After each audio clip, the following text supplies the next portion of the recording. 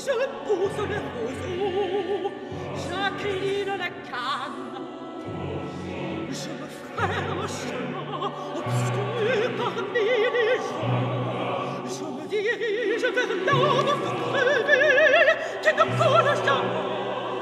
Je suis tombé contre le feuillon de bois de la barque infernale. Je m'adresse aux ombres qui passent. I'm Ben Finan, editor-in-chief of Listen, Life with Classical Music, and I'm speaking to composer Thierry Lancino, whose new Requiem will be released on Naxos Records shortly.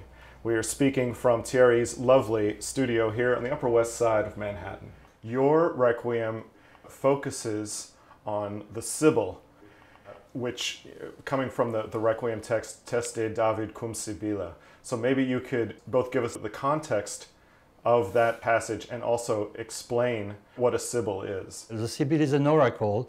She is the mouse of the god in the antique time. And the one that I got interested in was the Sibyl of Cumes. She's the one who's really quoted in the Dies Irae, Dies Illa. She was cursed by Apollo. She is kind of tending to age toward death, but without reaching death. I cannot imagine something worse than getting older endlessly and not reach any point. And in the tradition, she begs for an ending. David asks for eternal life. He asks for eternal rest.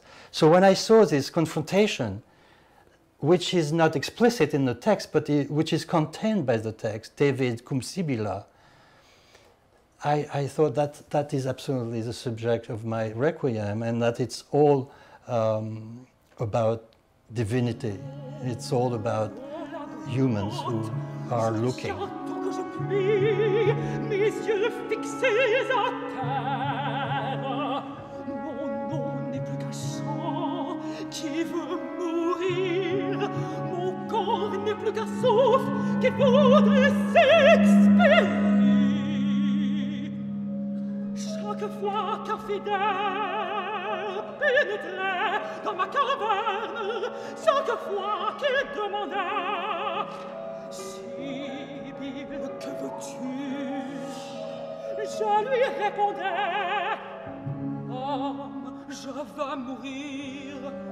We should point out that you've given life to this paradox by making soloists within the Requiem of David and of the Sibyl. It is not a traditional Requiem.